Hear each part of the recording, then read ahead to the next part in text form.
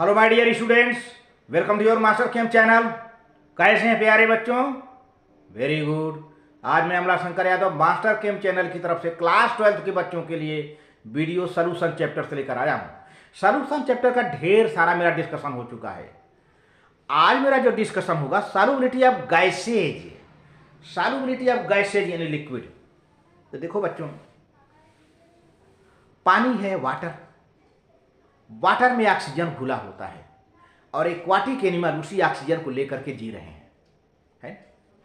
अब सोचो जरा, अगर ये ऑक्सीजन पानी में न घुलता तो बड़ी दिक्कत हो जाती है एक्वाटिक एनिमल के लिए, मर जाते हो, है ना?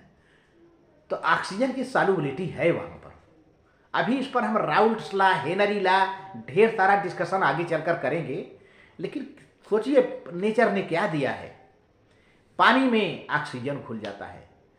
पानी के अलावा अन्य कोई सॉल्वेंट होते हैं, जैसे अल्कोहल है, बेंजीन है, उसमें भी कुछ गैसें डिजॉल्व हो जाती हैं, है ना?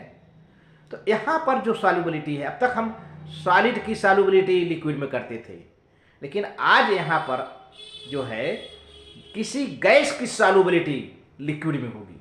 और इसी को लेकर चैप्टर बहुत आगे बढ़ चुका है। Henry law, Raoult solubility of gases, lower vapour pressure, lowering vapour pressure, colligative property, तमाम ढेर सारी बातें आप पढ़ेंगे, है ना? लेकिन यहाँ पर आज मैं प्रिमिटिव आइडिया दें कि solubility of gases in liquid कैसे है। पहले ये आप बेसिक आइडिया को लेकर चले, तब आगे आप समझ पाएंगे। तो चलते हैं प्यारे बच्चों। हाँ तो प्यारे बच्चों, solutions of gases in liquid. तो ऑलमोस्ट देखा जाए तो almost all gases are soluble in water. सभी गैसेज देखा जाए तो पानी में सॉल्युबल हैं, घुलनशील हैं, पानी में घुल जाती हैं, करीब करीब सभी गैसें। दो टू डिफरेंट एक्सटेंट्स। अब ये है कि कोई गैस कम घुलती है, कोई गैस ज़्यादा घुल जाती है। हर एक गैस की अपनी अपनी खुद की सॉल्युबिलिटी है। The existence of aquatic life in lakes, rivers, sea, etc. is due to dissolution of oxygen gas of the air in water. देखा जाए तो झीलों में, लेक्स में, नदियों में, समुद्र में जो भी जीव रह रहे हैं वो क्यों रह रहे हैं? क्योंकि उसमें क्या डिजॉल्व हो जाता है? ऑक्सीजन।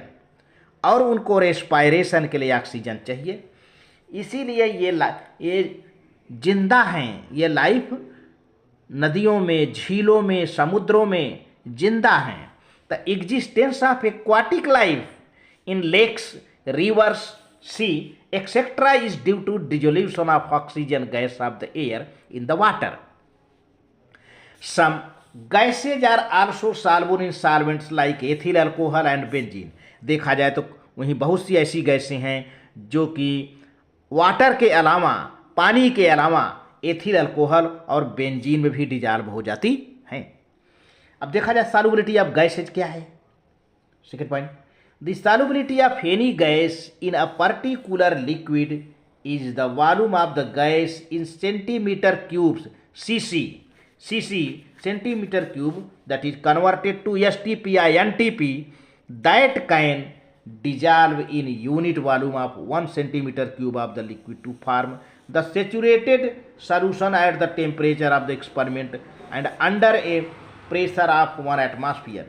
एक एटमॉस्फेरिक प्रेशर पर, एक विशेष टेम्परेचर पर, एक यूनिट वॉल्यूम में जो कितनी गैस डिजॉल्व हो जाती है।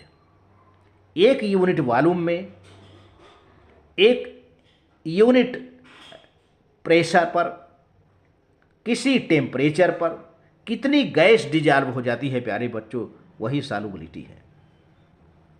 The solubility of gas in liquid at particular temperature is also expressed in the terms of molarity. किसी भी गैस की सॉल्युबिलिटी एक विशेष पर्टिकुलर टेम्परेचर पर, जो कि टेम्परेचर चेंज ना होने पाए, चेंज हो जाएगा तब उसका कंसंट्रेशन बदल जाएगा। तो at a particular temperature is also expressed in the terms of molarity. Solubility को हम मोलैरिटी के टर्म भी देखते हैं, ध्यान दीजिएगा। यानी mole of the gas dissolved in per liter of the solvent to form saturated solution, that is mole per liter. ये है यहाँ पर।